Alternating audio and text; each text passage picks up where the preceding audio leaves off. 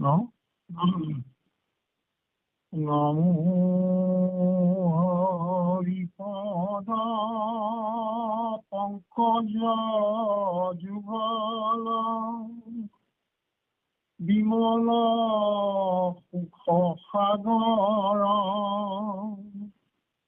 Anadi Ananta Santa Sadashiva Bhagavanta Bhagavanta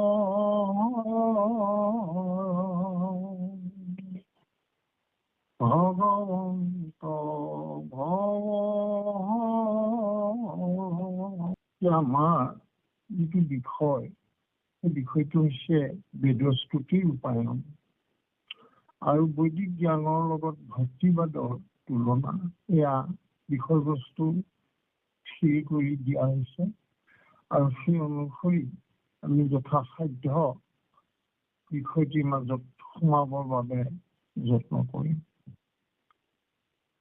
আমাৰ বেদস্তুতি বুলি ক'লে কি, বেদস্তুতিৰ সংজ্ঞা কি?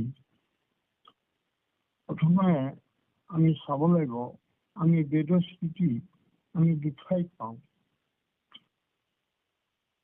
এক হৈছে গুৰুজনাৰ কীৰ্তন পুথিত পাওঁ, এটি বিশেষ খণ্ড হিচাপে বেদস্তুতি আছে, আৰু ভাগৱত শাস্ত্ৰৰ দশম স্কন্ধৰ শেষ ভাগ ইমান অনন্ত কণ্টলীদেৱে ৰচনা কৰিছে। এই দুভাগ চমু আৰু সাৰগৰ্ভ কথাৰে গুৰুজনাই বেদস্তুতি খণ্ডটি আতুল টুকাৰিকৈ সজাইছে, য'ত সকলো প্ৰয়োজনীয় কথা ভকতৰ বাবে সৰল সহজকৈ আগবঢ়াইছে। অনন্ত কণ্ডলীদেৱৰ ভাগৱতৰ দশম স্কন্ধৰ সেই ভাগত হ'ব বাৰু কৃষ্ণ বিস্তৃতভাৱে বেদস্তুতি আগবঢ়াইছে। য'ত আমি কীৰ্তন পুথিৰ কথাখিনিৰে আলোচনা আগবঢ়াবলৈ প্ৰয়াস কৰিছো। ইয়াত উল্লেখনীয় কথাটি হ'ল যে গুৰুজনাৰ ৰচনাৰ মূল তত্ত্ব কথা আৰু ভাগৱত বৰ্ণিত যি বেদস্তুতি একেবাৰে মিল খাই থকা, অকণো তাতে বৈসাদৃশ্য দেখা নাযায়, সম্পূৰ্ণৰূপে একে বিশেষ বেদস্তুতিৰ কথা গুৰুজনাই যিদৰে ক'লে অনন্ত কণ্ডলী আটাইও তেনেকৈ ক'লে। এতিয়া আমাৰ এইখিনিতে এটা কথা হৈছে, আমাৰ ভকতৰ বাবে কীৰ্তন পুথি যি সৰল সহজ ভাষা, সেয়া কিন্তু অত্যন্ত প্ৰভাৱশালী। সৰল সহজ হ'লেও বেদস্তুতি কীৰ্তনত আৰম্ভ কৰোঁতে গুৰুজনাই বেদসমূহে কিদৰে স্তুতি কৰিছে সেই কথাটো প্ৰকাশ হ'ব। গতিকে ইয়াৰ মাজতেই বেদস্তুতি বা বেদে কৰা স্তুতি কি বুলি স্তুতি কৰিছে, বেদ কোন, বেদস্তুতিৰ সংজ্ঞা কি, গোটেই কথাখিনি প্ৰকাশ পাব। এতিয়া আমাৰ প্ৰথম জোকা কীৰ্তনৰ বেদস্তুতিৰ যি নাম সেই ভাগত আছে, ঘোষা হিচাপে আছে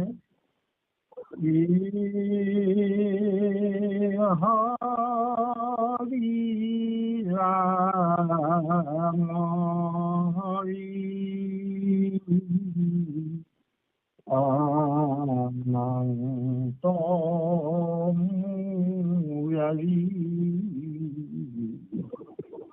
ভকত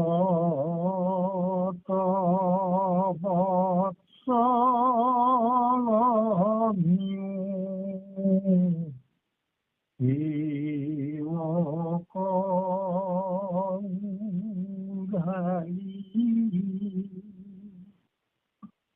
পদত আছে জগত সংহৰি সুতি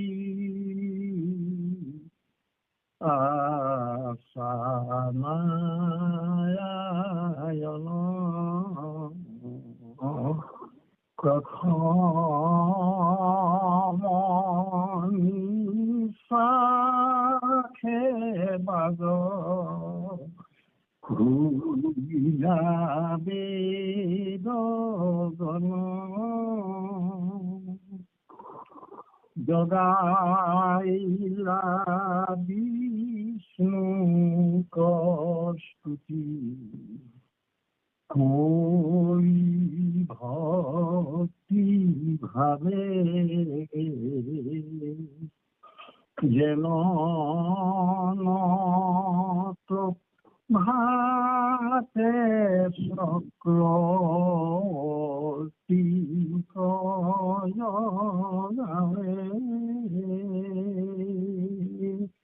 হৰি ৰাম হৰি অনন্ত মুৰাৰী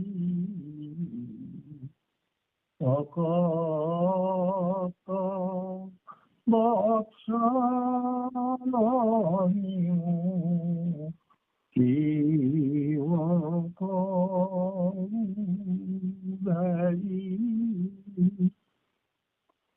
ইয়াতে এতিয়া আমাৰ গুৰুজনাই কীৰ্তনত প্ৰথমেই এই বেদস্তুতিৰ সংজ্ঞাটো দি লৈছে।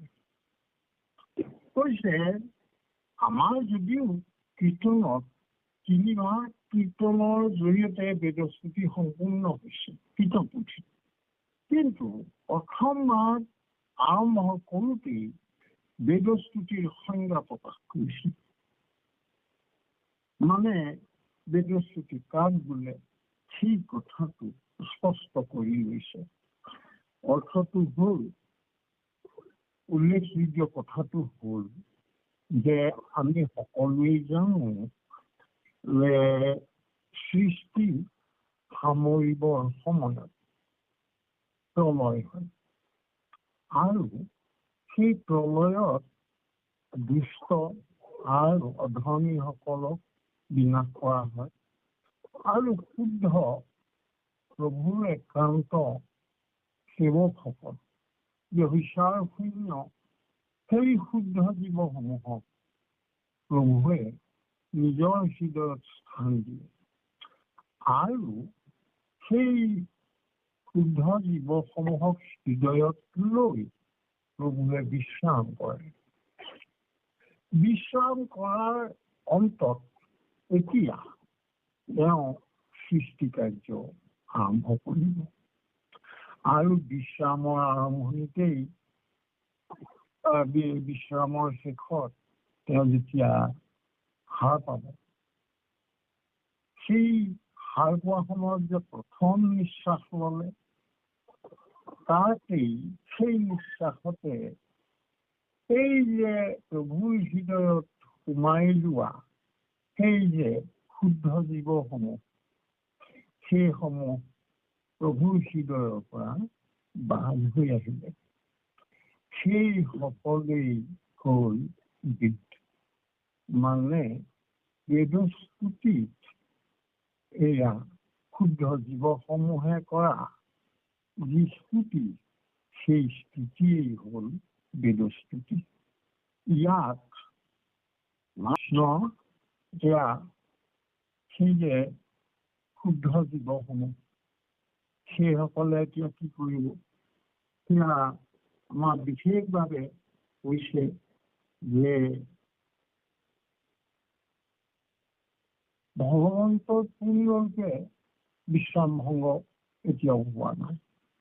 গতিকে সেই যি শুদ্ধ জীৱসমূহ প্ৰলয়ৰ সময়ত ঈশ্বৰ কৃষ্ণৰ হৃদয়ত প্ৰৱেশ কৰি তাতেই নিবাস কৰি আছিল, সেইসমূহ জীৱ এতিয়া ভগৱন্তৰ প্ৰথম নিশ্বাসতে বাহিৰলৈ আহিলে আৰু এই শুদ্ধ জীৱসমূহে এতিয়া প্ৰভুৰ চৰণত স্তুতি জনাবলৈ ধৰিলে। শুদ্ধ জীৱসকলে য'তেই নাথাকক, যিমান যেনেকুৱা পৰিস্থিতি য'তেই নহওক, সদায় প্ৰভু কৃষ্ণক চিন্তা কৰে। সেই শুদ্ধ জীৱসমূহ এতিয়া বেদৰ স্তুতিত বেদ বুলি কোৱা হৈছে আৰু সেই শুদ্ধ জীৱসমূহে কৰা স্তুতিকে বেদৰ স্তুতি বুলি কোৱা হৈছে। এইখিনিতে ইয়াতে এটা আমি যেতিয়া বেদৰ স্তুতি কীৰ্তনতেই হওক, ভাগৱততেই হওক পাঠ কৰোঁ, তেতিয়া তিনিটা ৰূপত আমি বেদৰ কথা উল্লেখ পাওঁ। সেই তিনিটা ৰূপ আমি আলোচনা কৰোঁতে আমাৰ এই এটি বিশেষ আলোচনাৰ প্ৰয়োজন আছে। সেইটো হৈছে আমাৰ ভাগৱতৰ এই যে শেষৰ ফালে একাদশৰ ফালে নিমি নৱসিদ্ধ সংবাদ আছে, তাত ভাগৱত ধৰ্ম কথন নামৰ অধ্যায় এটি আছে। সেই অধ্যায়টিত ইয়াতে প্ৰভু ভগৱন্তই নিজ মুখে এটা কথা কৈছে। সেইটো হৈছে কহুৱাৰ ভাগৱত ধৰ্মৰ লক্ষণ অভিময়ী পূৰ্বত আপুনি নাৰায়ণ ঋষি মুখে আন ধৰ্ম বেকত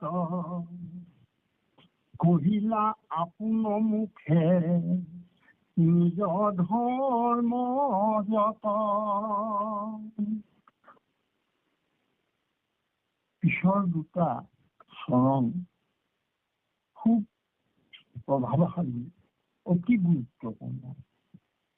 ঋষি মুখে আন ধৰ্ম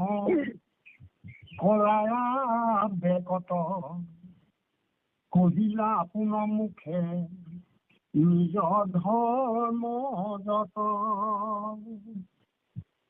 ইয়াতে ভগৱন্তই ভকতিৰ কথাহে কৈছে।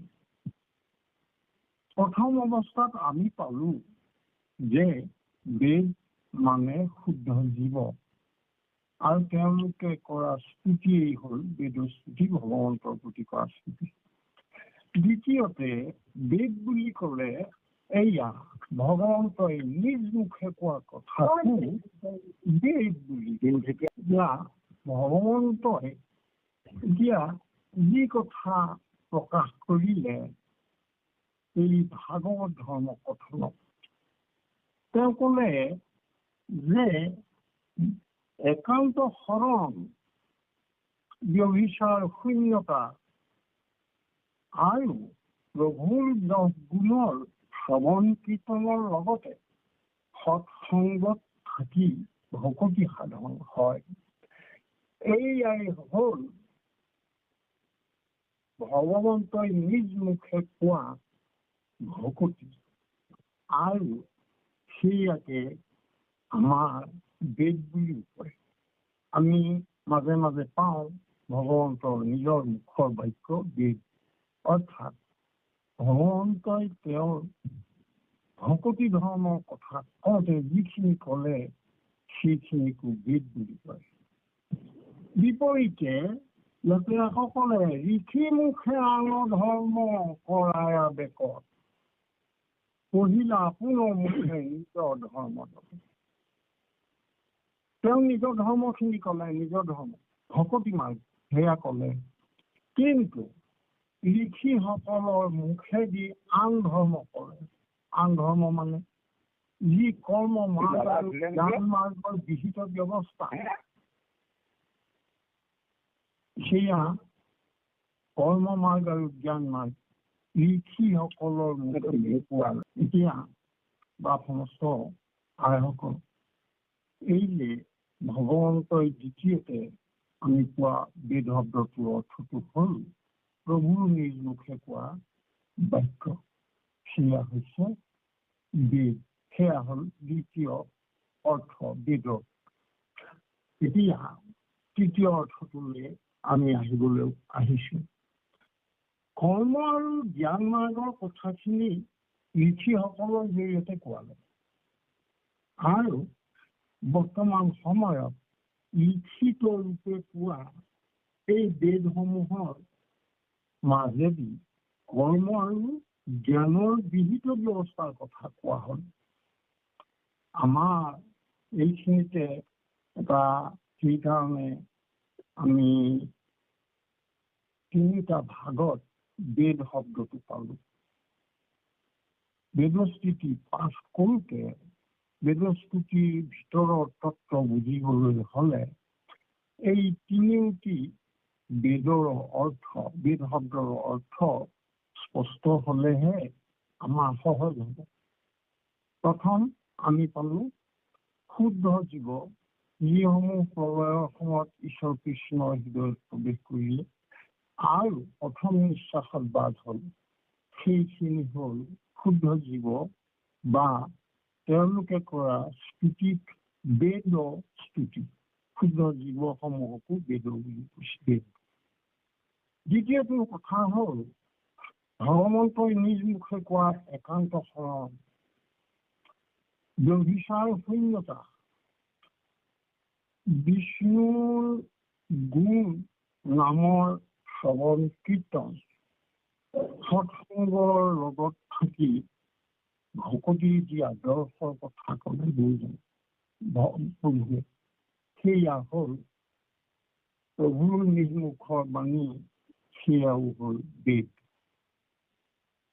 আৰু তৃতীয়তে ঋষিসকলে তেওঁলোকৰ মুখেৰে ভগৱন্তই যিদৰে কৈছে ঋষি মুখে আন ধৰ্ম প্ৰকাশ কৰিলে এই আন ধৰ্ম প্ৰকাশ কৰা ঋষিসকলৰ মুখেৰে নিৰ্গত যি কথা সেই লিখিত ৰূপটোত কৰ্ম আৰু জ্ঞান মাৰ্গৰ কথা আছে তাত পূজা পাতল যজ্ঞ ব্ৰত উপবাস ইত্যাদিৰ কথা আছে সেয়াও বেদ বুলি কয় আমাৰ ঋষিৰ মুখে প্ৰকাশ কৰা পিছলৈ লিখিত বেদ সেই লিখিত বেদকো আমি বেদ হিচাপে পাম অৰ্থাৎ বেদ শব্দটোৰ অৰ্থ শুদ্ধ জীৱ দ্বিতীয়টো হ'ল ভগৱন্তই নিজ মুখে কোৱা ভকতি তত্ত্ব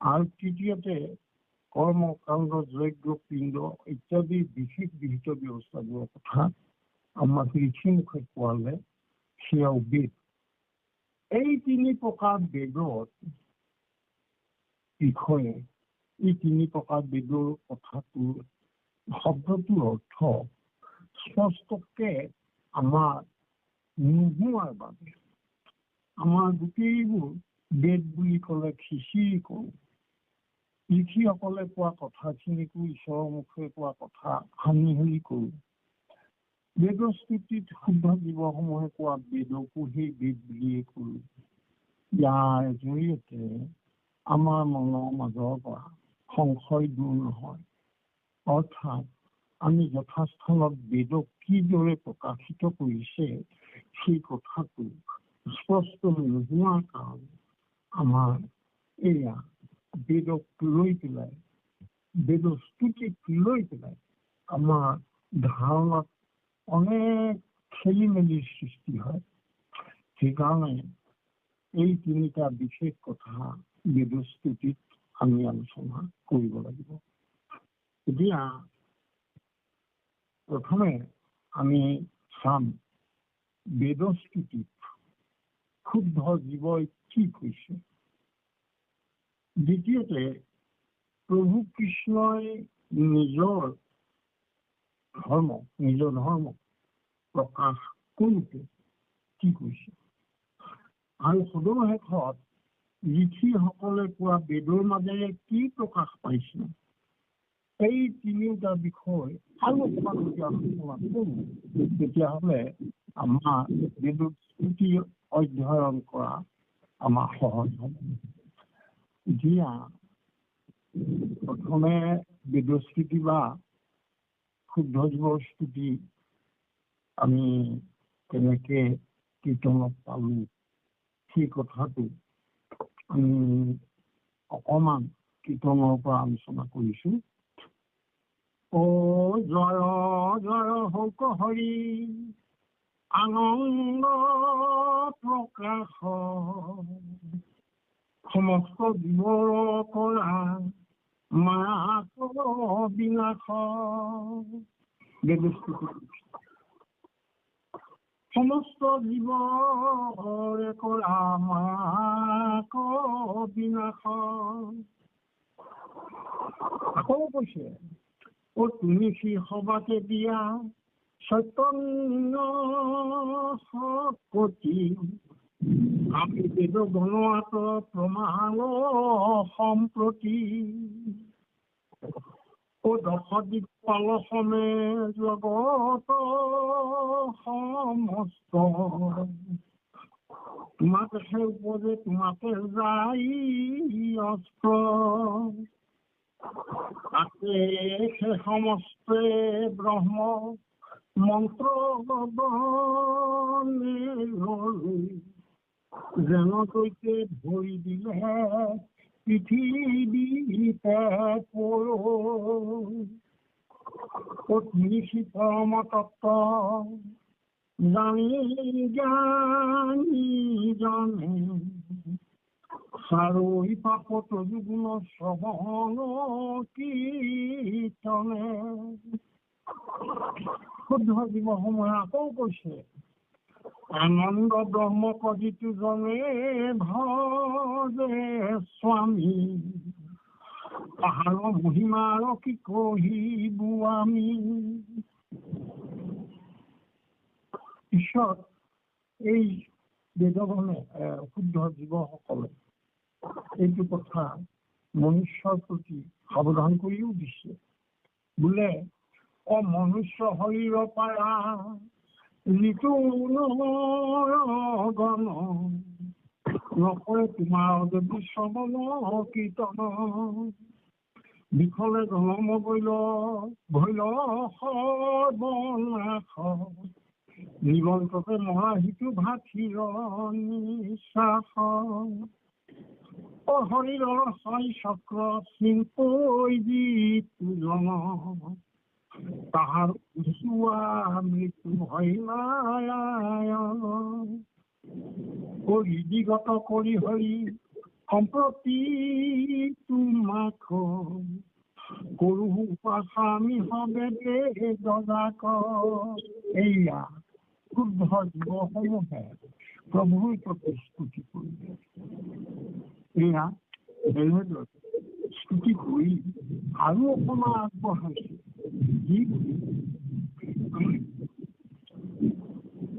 হৃদিগত কৰি হৰি সম্প্ৰতি তোমাক, কৰো উপাসা আমি হবে বেদজাক। আপুনি সজিলা চৰাচৰ দেহ সমস্ত ঐশ্বৰ্য ভাৱে আছা সমস্ত। জীৱন তুমি প্ৰৱেশিলা গাঁৱে গাঁৱে, আৱে আমি তোমাক ভজো সৰ্বভাৱে। তোমাৰ অংশ আমি যত জীৱ, তোমাৰ মায়াৰে প্ৰভু বান্ধিলে আমাক। উপদেশ ভজো তোমাৰ চৰণে, মায়াৰ বন্ধন সিন্ধু শ্ৰৱণ কীৰ্তনে। বেদস্তুতিৰ মূল কথাটো হৈছে ভক্তি, ভক্তিবাদ। আনকি জ্ঞানীসকলে তেওঁলোকে ছয় চক্ৰৰ কথা চিন্তা কৰে, কিন্তু তেওঁলোকৰ ক্ষেত্ৰতো যদি সেই জ্ঞানীসকলে এইটোও জানে যে ভকতিৰ মাধ্যমেৰে তেওঁলোকে যদি এয়া আগবাঢ়ে, তেতিয়াহ'লে ছয় চক্ৰৰ যি চিন্তন সেয়া নকৰিলেও হ'ব। অৰ্থাৎ তেওঁলোকৰ মৃত্যু ভয় চিন্তাও নাইকিয়া হ'ব। সেইটোকে কৈছে হৰিণৰ ছয় চক্ৰ চিন্তই যিটো জন তাহাৰো বিচৰা মৃত্যু হয় নাই। জ্ঞানপন্থীসকলে ছয় চক্ৰ চিন্তা কৰে।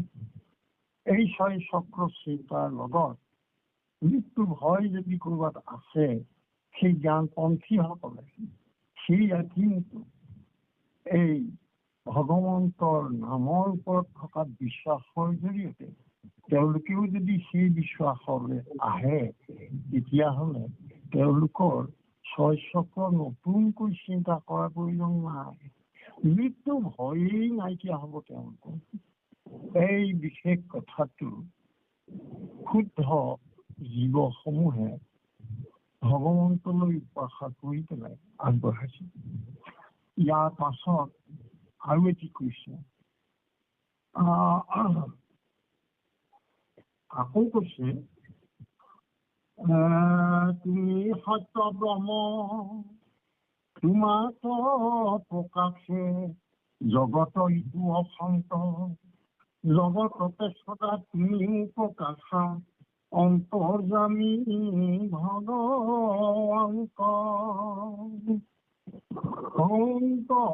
তুমি মানে এই চৰাচৰ যি সৃষ্টি, পৰ্বত ভৈয়াম নদ নদী বন উপবন সমস্ত ক্ষেত্ৰ, এই ক্ষেত্ৰখন আন একো নহয়, তোমাৰ দেহৰে অংশ, তোমাৰ অৱয়ব। অৱনব জগতেৰি কায়া। আৰু তাতে তুমি আকৌ ক্ষেত্ৰজ্ঞ হিচাপেও আছা। ইয়াত যিমানবিলাক সৃষ্ট জীৱ, সেই জীৱসমূহে ইয়াতেই প্ৰকাশ কৰে। এতিয়া ডাঙৰ কথাটো হ'ল পৰ্বত পাহাৰ নদী ভৈয়াম এই ক্ষেত্ৰসমূহ তুমি, আকৌ ইয়াত বিচৰণ কৰা জীৱসমূহ ক্ষেত্ৰজ্ঞসমূহ সেই সকলো তুমি। তাৰমানে মূল ক্ষেত্ৰ তুমি, মূল ক্ষেত্ৰজ্ঞ তুমি। এই বিশেষ কথাটো এনেদৰে প্ৰকাশ কৰিলে। আকৌ ইয়াতে আৰু এটি বিশেষ কথা যে আমাৰ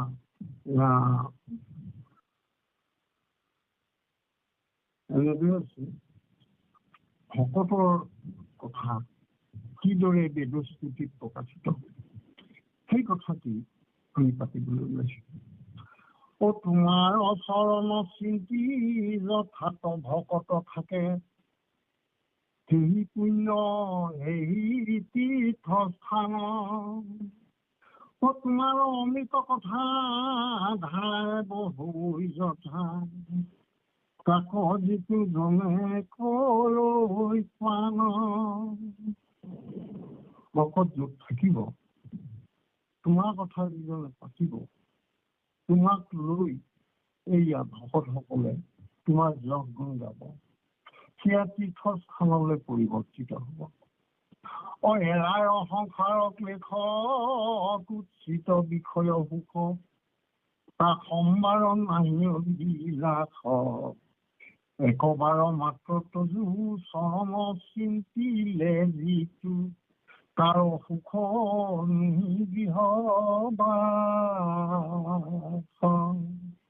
যিজনে একান্ত মনে ঈশ্বৰৰ কথা ভাবিলে, শ্ৰৱণ কীৰ্তনৰ জৰিয়তে ভকতৰ লগত থাকি পৰমানন্দ লাভ কৰিলে, তেওঁ এতিয়া সেই বিষয়ৰ সুখৰ কথাৰ মাজলৈ তেওঁ আৰু মনোযোগ নিদিয়ে। অৰ্থাৎ তেওঁ বিষয় সুখতকৈ অনেক গুণ শ্ৰেষ্ঠ স্থায়ী সুখ য'ত আছে, সেই ঈশ্বৰ কৃষ্ণৰ আনন্দ অনুভৱ সেয়া পোৱাৰ পাছত তেওঁ আৰু অন্য কথা নাভাবে। এয়া বেদস্তুতিত ক্ষুদ্ৰ জীৱসমূহে কৈ আছে। আকৌ কৈছে অসন্ত জগত খানত নাটল ভৱ ভৈল সন্ত হেন প্ৰকাশ হৈ সদায় কৰ্মজৰ মনুষ্যৰ মনমগ্ন ভৈল তাতে বেদৰ নুবুজে অভিপ্ৰায়। এতিয়া এইয়া আমাৰ যে অলপ আগতে এটি কথা পাতিছিল, বেদৰ যে তিনিটা বিশেষ অৰ্থ, সেই তিনিটা অৰ্থ নুবুজি হনা পিটিকা কৰিলে মানে বেদৰ অৰ্থ হলে বুজিব নোৱাৰে। এতিয়া কি বুলি সন্দেহ হব? প্ৰথম সন্দেহ হব ভগৱন্ত কৃষ্ণই নাম গোৱা ভকতি কথা হব। আকৌ ক্ষুদ্ৰ জীৱসমূহে বেদৰ স্তুতি কৰিলে প্ৰভুক সেৱা জনালে। পিছে লিখিত বেদসমূহ লিখি মুখে প্ৰকাশিত হওঁতে তাত আকৌ বিভূতিসমূহৰ কথা ক'লে, দেৱ দেৱী সমস্তৰ কথা ক'লে। এতিয়া এই তিনিওটা কথা একেলগ কৰি সানি হলি যেতিয়া হৈ গল, তেতিয়া তেওঁ চিন্তা হল তেওঁ বিভূতিসমূহ দেৱ দেৱতাসকলৰ কথা ভাবিব নে ঈশ্বৰ কৃষ্ণৰ কথা ভাবিব, যজ্ঞৰ কথা ভাবিব নে শ্ৰৱণ কীৰ্তনৰ কথা ভাবিব, পিণ্ড পূজা পাতলৰ কথা ভাবিব নে তেওঁ এয়া ভকতৰ সংগত নামৰ কথা ভাবিব। এই খেলি মেলি কথাটো আহিব। পিছলৈ আমি এটা আমাৰ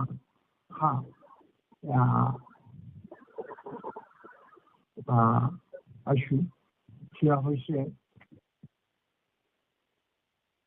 এটাটি সিদ্ধান্ত আছে। যিসকলৰ মনত এই খেলি মেলি ভাৱটো আছে সেইসকলৰ বাবে গুৰুজনাই এটা কথা হলে কয়,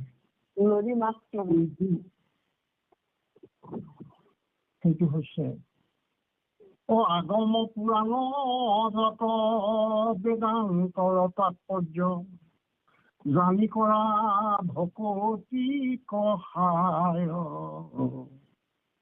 শ্ৰৱণ কীৰ্তন বিনা আন পুণ্যে নপাই জানা ইটো ভুল সংসাৰ পায়। এই খেলি মেলিৰ মাজত এটি বিশেষ সাৰাংশ কথা শেষৰ ফালে বেদস্তুতিত সিদ্ধান্ত হিচাপে কলে যে যিমান শাস্ত্ৰ, সেই শাস্ত্ৰবিলাকৰ অধ্যয়ন কৰাৰ ফলত বিভিন্ন মত প্ৰকাশকাৰী অৰ্থবিলাক লওঁতে বিচাৰোতে বুজোতে খেলি মেলি হল। সেইকাৰণে কৈছে এটা কথা ভকতিকে সাৰ কৰিবলৈ কৈছে। এয়া হল বেদস্তুতিৰ মূল কথা। ভকতিহে শ্ৰেষ্ঠ। সংসাৰৰ বিষয় বাসনাৰ মাজত থাকি ঈশ্বৰ কৃষ্ণক পিঠি দিলে, সাধাৰণ লালসাৰ বাবে আন ধৰ্ম সাৰোগত কৰিলে, তেতিয়াহলে তেওঁ কিন্তু এই মনুষ্য জীৱন লোৱাৰ লাভ নহব। এইখিনি আমাৰ কীৰ্তনৰ আধাৰত এই গোটেই কথাখিনি আহিলে। এতিয়া বা সমস্ত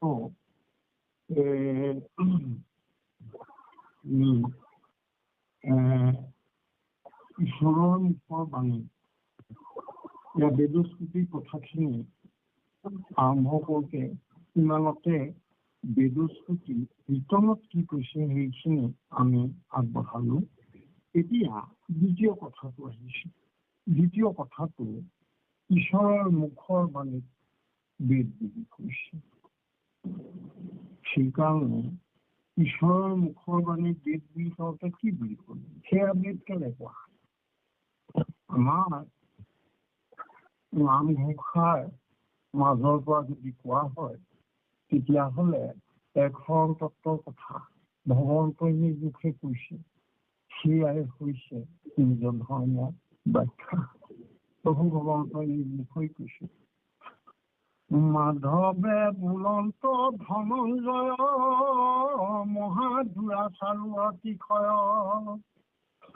আনৰ দেৱতেজী মুকে সে মাত্ৰ ভজয় তাকে সে পৰম সাধু বুলি মানিবা মনত সৰ্বক্ষণে যিহেতু সন্মুখে কৰিল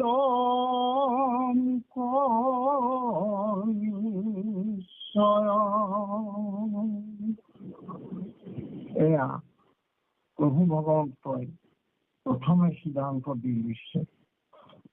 ভগৱন্তৰ মুখৰ কথা বেদ, সেই বেদত কি আছে এয়া কলে মাধৱে নিজ মুখে, সেইখিনিয়ে হৈছে বেদ। আকৌ আৰু এটি কৈছে, মোতে মাত্ৰ সদা দিয়া মন মূল ভক্ত হোৱা সৰ্বক্ষণ মুক পূজা মুকে মাত্ৰ কৰা নমস্কাৰ কহিলো তোমাক সত্যবাণী পাইবা সুখে মুক মহামানী তুমি প্ৰিয়তম হৃদ সখীয়া মায়। অৰ্জুনক কোৱাৰ চলেৰে প্ৰভু ভগৱন্তই নিজে কৈছে, এইয়া পৰম সুধি তুলি কৈছে, যিজনে ভকত ৰূপে ভগৱন্ত যিজন, সেইজনে ভগৱন্তই ভকতক ভাল পায়, সেই অৰ্থত সমস্তভাৱে পুৰীজনক প্ৰভুৱে কৃপা কৰে। এই বিশেষ কথাটো ভগৱন্তই নিজ মুখে কৈছে। এতিয়া আৰু এটি কথা ভগৱন্তই নিজে প্ৰকাশ কৰিছে, নিজ মুখে কৈছে, সেয়া কৈছে, অমুক সন্তে হুৱে চৰাচৰ মুতে সে প্ৰৱৰ্তে নিৰন্তৰ ইহাক অৰ্জুন জানে যিটো মহাজন পৰম বিবেকী সিটোজন মূল ভাৱযুক্ত হোৱা মন মুকে মাত্ৰ ভজে শ্ৰৱণ কৰি কীৰ্তন। সমস্ত জীৱতে প্ৰভু বিৰাজমান, সেই কথাটো ভাবি পেলাই সকলোৰে মূলতে প্ৰভু, সেই কথাটো জানি পেলাই সেই সাধুজনে কি কৰে, কেৱল তেওঁ সেয়া ভগৱন্তৰ শৰণতি অৰ্পণ কৰি তেওঁ আগবাঢ়ে।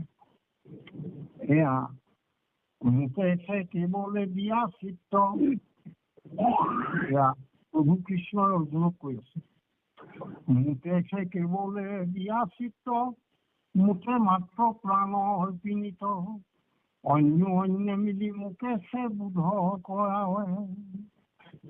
মুকে মাত্ৰ কহে সৰ্বক্ষণে পৰম সন্তোষ অভিমনে আনন্দ সাগৰে মজি ৰহে প্ৰেম ভাৱে।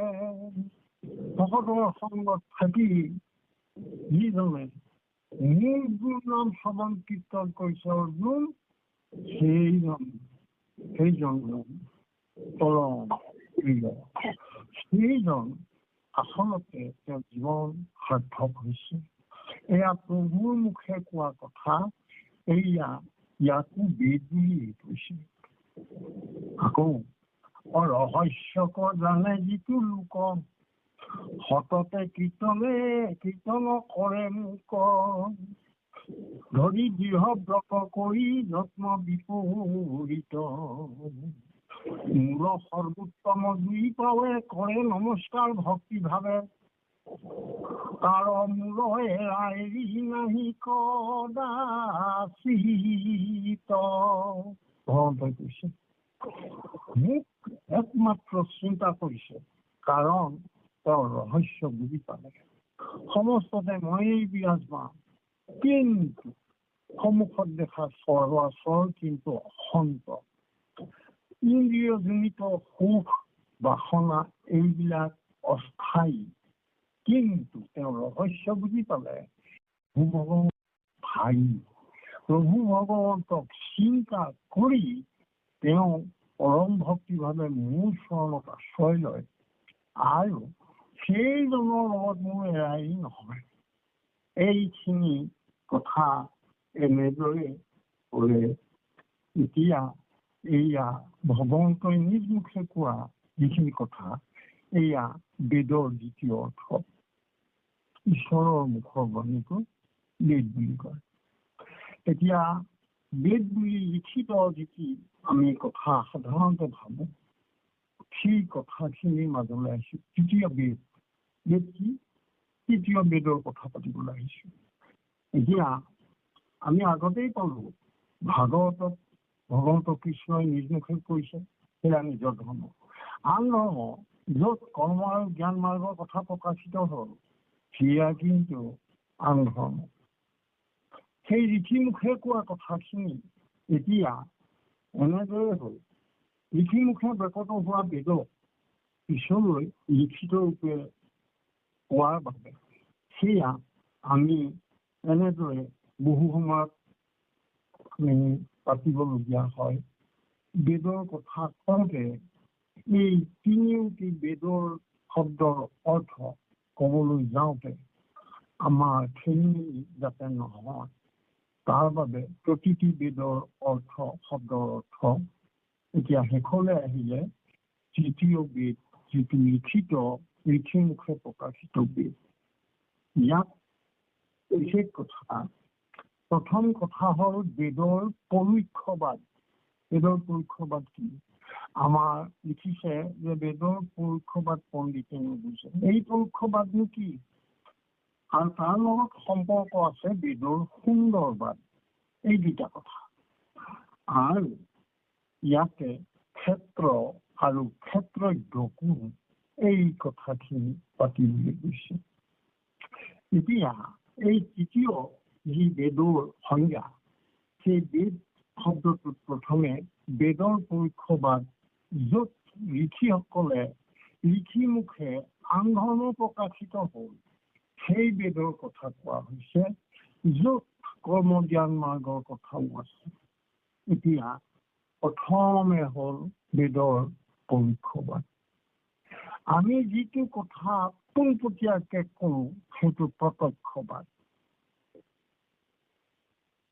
আমি যদি ভগৱন্ত কৃষ্ণক পোনপটীয়াকে তেওঁৱেই শ্ৰেষ্ঠতম, তেওঁৱেই অনাদি অনন্ত, কাল মায়াৰ ঊৰ্ধত, তেতিয়াহ'লে তেওঁ আমাৰ সেয়া হ'ল পোনপটীয়া প্ৰত্যক্ষ চিন্তা, প্ৰত্যক্ষবাদ।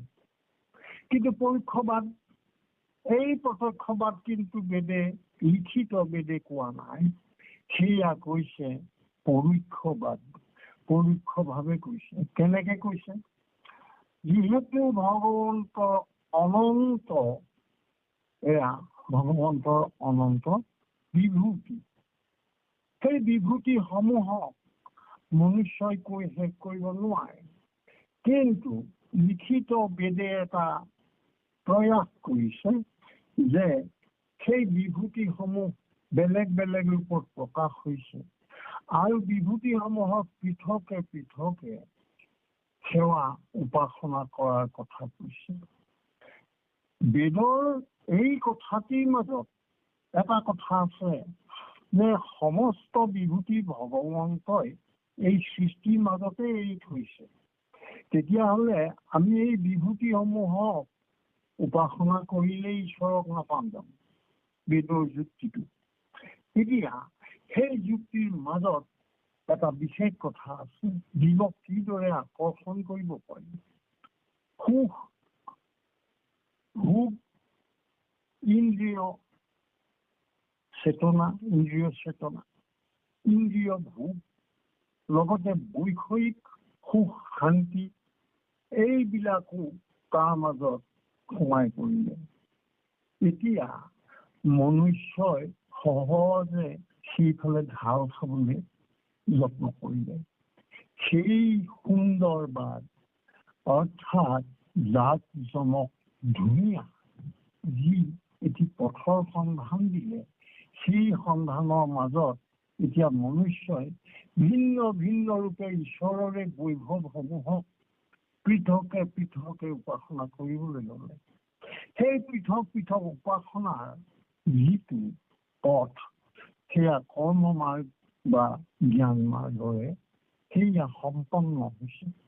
অৰ্থাৎ আমি এই বেদৰ এটাই উদ্দেশ্য, যিহেতু ভগৱন্তৰে বিভূতিসমূহক প্ৰশংসা কৰিলো আৰু বিভূতিসমূহ যিহেতু ভগৱন্তৰ, গতিকে ভগৱন্ত উপাসনা কৰা বিভূতি উপাসনা কৰা একেই কথা। সেইকাৰণে এতিয়া এয়া পৰোক্ষবাদ হ'ল, মানে ভগৱন্তক পোনপটীয়াকে উপাসনা নকৰি এই বিভূতিসমূহক উপাসনা কৰি, ভিন্ন দেৱ দেৱীকো উপাসনা কৰি ঈশ্বৰৰ বিভূতিসমূহৰ উপাসনা কৰা আৰু সেই উপাসনাৰ জৰিয়তে ঈশ্বৰ কৃষ্ণক পোৱা।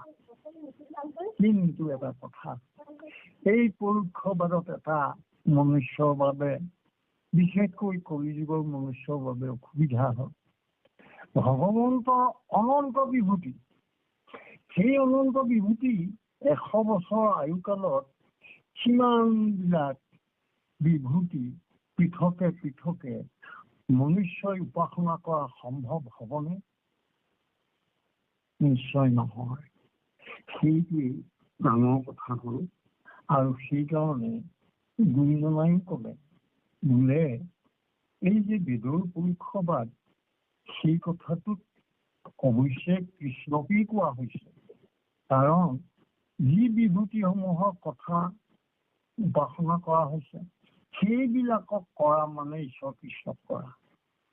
অৰ্থাৎ সেই উপায়টো পোনপটীয়া নহ'ল, সেইটো হ'ল পৰোক্ষবাদ। অকণমান বেকাকে গৈহে ঈশ্বৰৰ ওচৰ পালেগে, প্ৰত্যক্ষবাদ নহ'ল। এই পৰোক্ষবাদৰ কথাটো এতিয়া আমাৰ ভিন্ন শাস্ত্ৰ বহুজনে পঢ়িলে, বহুজনে বেদৰ কথাবোৰ, কঠিন মন্ত্ৰবিলাক, শ্লোকবিলাক পাঠ কৰি অৰ্থ উলিয়ালে। মানুহে তাক ক'লে যে এখেতে এইবিলাক বহু কথা জানে, এখেত পণ্ডিত লোক। কিন্তু ডাঙৰ কথাটো হ'ল তেওঁ পৰোক্ষবাদটো বুজি পালে নে নাই। বেদে কোৱা পৰোক্ষবাদ যদি নাই বুজা, তেতিয়াহ'লে তেওঁ কিন্তু ঈশ্বৰ কৃষ্ণৰ কাষ নাপায়। কাৰণ তেওঁ বিভূতিসমূহক উপাসনা কৰি থাকোঁতেই সময় পাৰ হ'ব। তেনেহ'লে এই পৰোক্ষবাদ পণ্ডিতে কেতিয়াবা হয়তো নুবুজাকে থাকে, যিটো কাৰণে এই এষাৰি কোৱা আছে, বেদৰ পৰোক্ষবাদ পণ্ডিতে নুবুজে।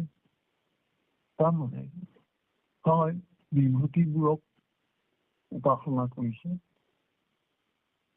যিটো কাৰণে সেই বিভূতিৰ কথা পাতিছে, ভিন্ন দেৱ দেৱীৰ কথা পাতিছে। সেয়া বৰ বিশাল আৰু সেই এক বিস্তৃত উপাসনাৰ প্ৰচেষ্টা, যিটো কৰি এই 100 বছৰ সময়ত মনুষ্যই সেই ঠাইখিনি পাবলৈ সমস্ত বিভূতি, ঈশ্বৰৰ বিভূতিক বৰ্ণনা কৰা মানে মনুষ্যৰ সম্ভৱ হ'বনে? নিশ্চয় নহয়। সেইকাৰণে এই পৰোক্ষবাদটো পণ্ডিতসকলে নুবুজাৰ কাৰণে খেলি মেলি, অৰ্থাৎ তেওঁ সিদ্ধান্তলৈ আহিব নোৱাৰে। যেতিয়া তেওঁ এই বিভূতিসমূহৰ কথা লিখিমুখে কোৱা বেদৰে পালে, তেখেতে সেয়াকে আৰম্ভ কৰিলে। কিন্তু তেওঁ যদি কিবা কাৰণে আগবাঢ়ি গৈ থাকিব পাৰে, তেতিয়াহ'লে এই সৰু ল'ৰাটিক ডাঙৰ মানুহ এজনে পৰ্বতলৈ ওপৰলৈ লাহে লাহে লৈ গ'ল। বৰ ধুনীয়া, চোৱাচোন তললৈ গৈ ফুলনি দেখিলে, ধুনীয়া ধুনীয়া সৰু বৰ কিবা কিবি দেখিলে তাত মানে আত্মহাৰা হৈ পৰিল। এতিয়া এটা সময় পালেগৈ, এটা স্থান পালেগৈ। সেই স্থানত এতিয়া এই ডাঙৰ যিজন, সেইজনে সৰু ল'ৰাজনৰ হাত এৰি দিলে, বোলে তুমি এতিয়া আৰু সমস্ত বুজি পোৱা হৈছা, দেখিছা, তলত কি আছে ওপৰত চোৱা, তললৈহে উদ্যান, ওপৰলৈ চালে আকাশত তৰা, তুমি কি ভাল পোৱা কি কৰা তুমি সিদ্ধান্ত লোৱা। এইটো বেদৰ সুন্দৰবাদ। বেদে যত্ন কৰিছে হয় মনুষ্যক আধ্যাত্মিক চিন্তনৰ জৰিয়তে ঈশ্বৰৰ কাষ চাবলৈ, সেইটো হয়। কিন্তু এই প্ৰচেষ্টাটো, পৰীক্ষাবাদী প্ৰচেষ্টাটো থাকোঁতে সহজে ঈশ্বৰ কৃষ্ণক পাবলৈ এই জীৱনত সম্ভৱ নহয়। কাৰণ অনন্ত কোটি ব্ৰহ্মাণ্ডৰ যিজন অধিকাৰী, যিজন অনন্ত কোটি বিভূতিৰ অধিকাৰী, সেইজনক কি ৰূপে মনুষ্যই উপাসনা কৰিব, পৃথকে পৃথকে কেনেকে কৰিব, সেয়া সম্ভৱ নহয়। এতিয়া ইয়াতে বেদৰ পৰীক্ষাবাদ, সুন্দৰবাদৰ কথাটো আমি উলিয়ালো, যিখিনি ঋষিসকলৰ মুখত প্ৰকাশিত। আকৌ এতিয়া এটি কথা আলোচনা হয় যে ক্ষেত্ৰ কাক বোলে আৰু ক্ষেত্ৰজ্ঞ কাক বোলে। এইটো অতি চমুভাৱে সহজভাৱে কবলৈ হলে, এতিয়া ভগৱন্ত তেওঁ পৰ্বত ভৈয়াম, সমভূমি মালভূমি, নদী সাগৰ বনাঞ্চল যিয়েই নকওক চকুৰ আগত, আকাশ পাতাল সমস্ত, এই সমস্ত ভগৱন্তৰে অৱয়ব। সেয়াই হল ক্ষেত্ৰ। এই ক্ষেত্ৰ এয়াই যে এই ক্ষেত্ৰ আমাৰ বাবে এনেকুৱা অগণগ জগতিকায়া, এই কথাটো আগতে ওলাইছে। এই ক্ষেত্ৰখন আচলতে ভগৱন্তৰ মানে ভগৱন্তৰ নিজে। ইয়াত থকা এতিয়া যিমানবোৰ জীৱ সেইবিলাকো কিন্তু ভগৱন্তই। তাৰমানে ক্ষেত্ৰজ্ঞ ভগৱন্ত নিজে আৰু ক্ষেত্ৰখনো ভগৱন্ত নিজে। এইটো সহজ ভাষাত বুজিবলৈ আমাৰ ক্ষেত্ৰজ্ঞৰ বিশেষ এটি আমাৰ সংজ্ঞা। তাৰমানে ঈশ্বৰৰ ৰূপটো বা যিভাৱে আমি চৰাচৰত ঈশ্বৰৰে দেহ হিচাপে দেখিলো, ইয়াত থকা সমস্ত জীৱ সেইসকল ক্ষেত্ৰজ্ঞ হিচাপে, ভগৱন্ত নিজে ক্ষেত্ৰজ্ঞ, সেইসকলে এই জীৱসমূহত আছে। গতিকে সেই ক্ষেত্ৰজ্ঞ প্ৰভু কৃষ্ণই, সেই কথাটো আমাৰ বেদত উল্লেখ আছে। অৰ্থাৎ সোণৰ কেতিয়াবা নেকলেছ বনালে, কেতিয়াবা আঙুঠি বনালে, কেতিয়াবা খাৰু বনালে, ইত্যাদি কৰিলে, ৰূপটো বেলেগ হ'ল, কিন্তু আচল বস্তুটো হ'ল সোণ। আমাৰ ইয়াতে অনেক জীৱ ভগৱন্তৰ নিজা দেহ, সেই সমস্ত আচলতে এয়া হ'ল সেই ক'ৰবাত নেকলেছ হিচাপে আছে, ক'ৰবাত আঙুঠি, ক'ৰবাত খাৰু হিচাপে আছে। কিন্তু মূল উপাদানটো হ'ল কি প্ৰভু কৃষ্ণ, মানে সেই সোণৰ কথা কৈছে। এতিয়া এই বিশেষ কথাটি ক্ষেত্ৰজ্ঞত প্ৰকাশ কৰি থোৱা হৈছে। এয়া আমাৰ ক্ষেত্ৰজ্ঞৰ কথা, আৰু লগতে আমি আৰু কথা কিমান যোগ দিব বিচাৰিছো। আমাৰ পূৰ্বে যেতিয়া আমি ভগৱন্তক আমি প্ৰাৰ্থনা কৰিছো, প্ৰাৰ্থনা কৰোঁতে ভগৱন্তক বুজি পাইছো, তেওঁ একক, তেওঁক পৃথক পৃথক ৰূপে আমি তেওঁক সম্বোধনো কৰিছো। সেইটো আমাৰ এটি উদাহৰণটো কেনেকুৱা, শিৱই নাৰায়ণ কবচ কওঁতে তেতিয়া এটা কথা কৈছিল, তুমি অগ্নি সমস্ত ভূততে শ্ৰেষ্ঠ, তুমি অগ্নি সমস্ত ভূততে শ্ৰেষ্ঠ, তুমি জীৱৰ ঈশ্বৰ অমৃতৰু জন্মভূমি শিৱৰু ঈশ্বৰ অমৃতৰু জন্মভূমি নাথ তীৰ্থৰাজ কৰো তোমাক প্ৰণাম হৰি পাতক দিয়া অভিমত কাম। শিৱই সেই স্তুতিটিত কৈছে যে নাৰায়ণ স্তুতিটো গতিকে কৈছে তুমি অগ্নি বিভূতি ৰূপে তুমি অগ্নি হিচাপে প্ৰকাশিত হৈছা। হয়, অগ্নিও ভগৱন্তৰ বিভূতি। আকৌ কৈছে সমস্ত ভূততে শ্ৰেষ্ঠ তুমি। এনেকুৱা চৰাচৰ অনন্ত কোটি ব্ৰহ্মাণ্ডৰ বাকী আৰু যদি ক'ৰবাত কিবা আছে সেই সমস্ত ভূতৰ ভিতৰত শ্ৰেষ্ঠতম জন হ'ল তুমি। কাৰণ তুমি অনাদি, তুমি অনন্ত, তুমি আদিতো আছা, মধ্যতো আছা, অন্ততো আছা। তাৰমানে তুমি কাল আৰু মায়াদিৰ ওপৰত তোমাক কালে সংহাৰ কৰিব নোৱাৰা। অৰ্থাৎ তুমি শ্ৰেষ্ঠ। তুমি জীৱৰ ঈশ্বৰ, তুমি ভগৱন্ত সমস্ত জীৱতে ব্যাপ্ত হৈ আছা। জীৱৰ ঈশ্বৰ, সেইকাৰণে তুমি সমস্ত জীৱৰে স্বামী। মূল তোমাৰ পৰাই সমস্ত জীৱৰ সৃষ্টি হৈছে।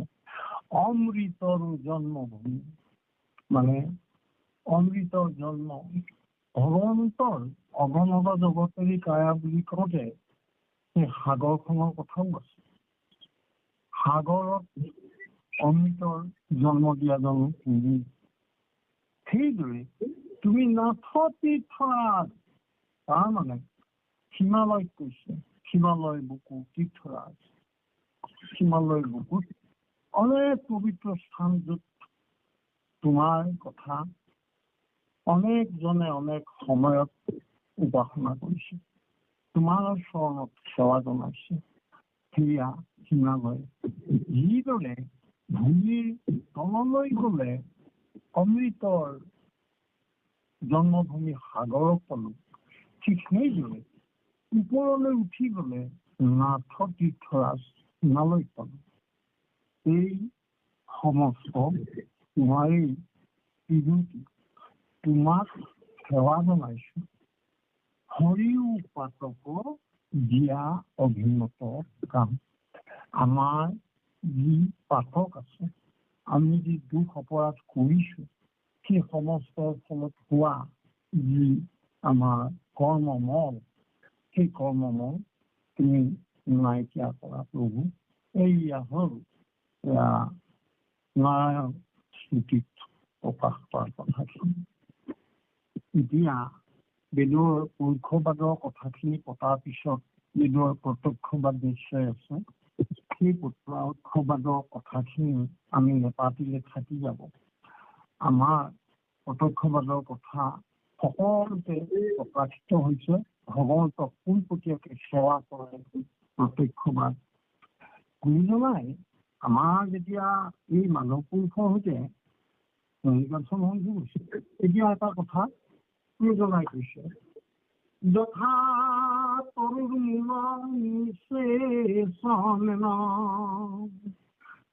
ক্ৰান্তি তৎসুকু ভুজ উপশাসা প্রাণোপহারস্য যথেন্দ্রিয়াণং তথা সর্বাসন মুষ্যতেভ্য হরিনাম বৃক্ষ মূলত যেন দিলে আমি জল তৃপিত ডাল পাত পুষ্প ফল ডালে পাতে হিংসে যদি মূলত নেদয় যাক দেই তাহার তৃপ্তি নাহি কয়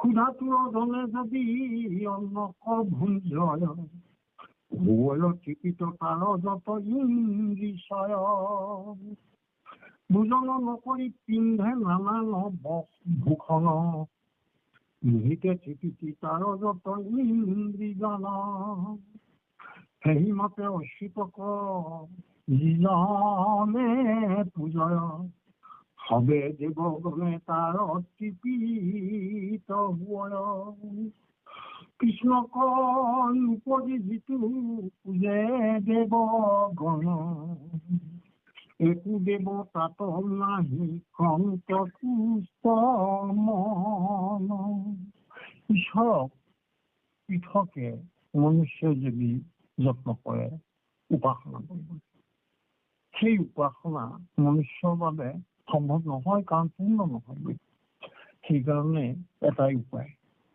সেয়া হৈছে প্ৰত্যক্ষবাদ কোনে কোনে ঈশ্বৰক চিন্তা কৰা যিটো ভকতিবাদৰ মূল কথা ভগৱন্তৰ নিজ মুখে একান্ত শৰণৰ কথা অৰ্জুনৰ আগত ক'লে সেই বিধৰ কথা এতিয়া বা সমস্ত আহোঁ আমি এয়া বেদস্তুতিৰ ভিতৰৰ কথাখিনি পাতিলো বেদস্তুতিত এটা কথাই কৈছে যে কৰ্ম আৰু জ্ঞান মাৰ্গৰ মাজেৰে ভগৱন্তৰ ভিন্ন বিধুতি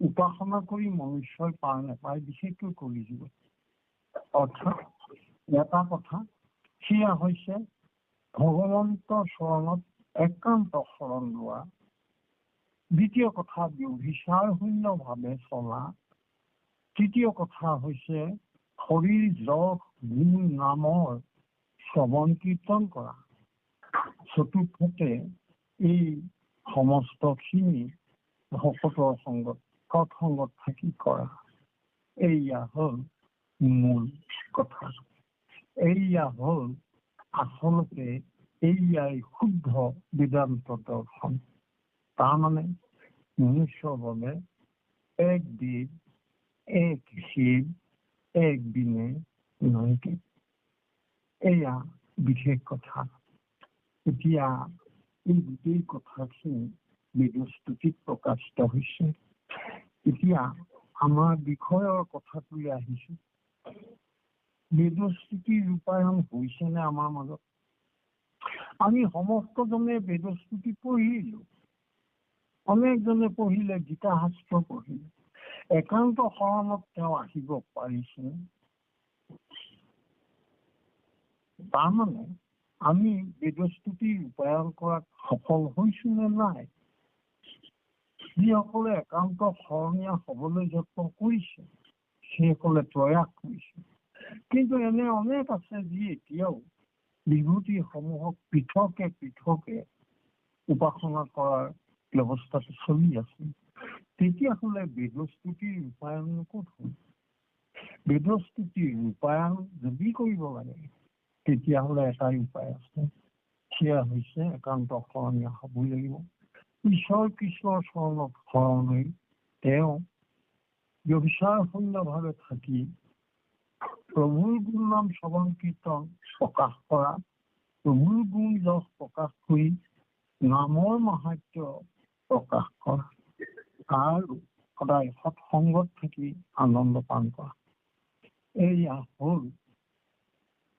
আমাৰ বেদস্তুতিৰ মূল কথা যদিহে এয়া আমি ৰূপায়ণ কৰিব পাৰিছো তেতিয়াহ'লে এখনীয়া হৈছো বুজিব লাগিব যদিহে আমি ব্যভিচাৰত আছো তেতিয়াহ'লে বুজিব লাগিব বেদস্তুতি আমি ৰূপায়ণ আমাৰ জীৱনত নাই হোৱা এয়া হ'ল প্ৰথম কথা দ্বিতীয় কথা হৈছে আমাক বিশেষভাৱে তাৰ লগত আৰু কৈছিলে যে এয়া আছিলে যে বৈদিক জ্ঞানৰ লগত ভক্তিবাদৰ তুলনা যিখিনি কথা আমাক বেদস্তুতিত চলে একান্ত শৰণৰ কথা এক শৰণ হৰিনাম ধৰ্মৰ কথা যিটো গুৰুজনে এক শৰণ হৰিনাম ধৰ্ম বুলি কৈছে সেয়া হৈছে ভক্তিবাদ আৰু ইয়াৰ লগত বৈদিক জ্ঞানৰ কিছু পাৰ্থক্য আছে বৈদিক জ্ঞান মানে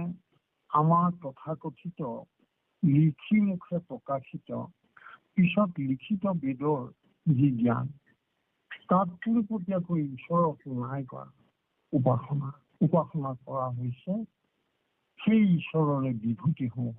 উদ্দেশ্যটো বিভূতিসমূহৰ জৰিয়তে গৈ প্ৰভু কৃষ্ণৰ সান্নিধ্য পোৱা। এইটো এটা দীঘলীয়া কথা। গতিকে বৈদিক জ্ঞানৰ লগতে আচলতে সহজে মনুষ্যই অতি কম সময়ৰ ভিতৰত ঈশ্বৰক যদি পাব লাগে তেতিয়াহ'লে ভক্তিবাদহে গ্ৰহণীয়। কাৰণ মনুষ্যই বেছি সময় নাপায়। সেইখিনি সময়তে সমস্ত বিভূতিৰ লগত পৰিচিত হোৱা সম্ভৱ নকৰে। অৰ্থাৎ ইমানখিনিৰ মাজত এজনে যদি কোনোবাই যদি কয় এওঁ বোলে একো নাজানে, বেদৰ কথাও নাজানে, বেদৰ বিহিত ব্যৱস্থাৰ কথাও নাজানে, এইজন মূঢ়জন, তেওঁক কোনোবাই ক'ব পাৰে এইজন অবুধ। কিন্তু এয়া আমাক শাস্ত্ৰই কৈছে, সমস্ত সময়তে ভাগৱতে কৈছে যে তেওঁ একান্ত চিত্তে যদি ঈশ্বৰক ভজিছে, তেওঁ যদি ব্যভিচাৰ শূন্য, তেওঁ কিন্তু সেই অনেক শৰণগামী সেইজন পণ্ডিতৰ তুলনাত এই মূঢ় বুলি কোৱা একান্ত হৰি বিশ্বাসীজন কিন্তু শ্ৰেষ্ঠ। অৰ্থাৎ একান্ত ভকতক চিন্তা কৰাটো, একান্তভাৱে ভকতক চিন্তা কৰাই হৈছে মনুষ্যৰ শ্ৰেষ্ঠতম শিক্ষা, শ্ৰেষ্ঠতম দায়িত্ব আৰু কৰ্তব্য। পৰম শ্ৰদ্ধা বা আমি এই কথাটো শুনিলে কিমানখিনি সময় হৈছে আচলতে ধৰিব পৰা নাই। আৰু বোধহয় 7:15 মানলৈকে আমাৰ হয়। আমি সেই হিচাপে কথাখিনি আগবঢ়ালো। ভগৱন্তৰ কথা কৈ আমি শেষ কৰিব লাগিব। তাতে আকৌ শুদ্ধ জীৱ পোনপটীয়াকে ঈশ্বৰৰ লগত সম্পৰ্ক যায়। ঈশ্বৰৰ হৃদয়তে যি সোমাই আছে সেই শুদ্ধ জীৱৰ কথা, সেইসকলে কোৱা কথা বেদস্কৃতি।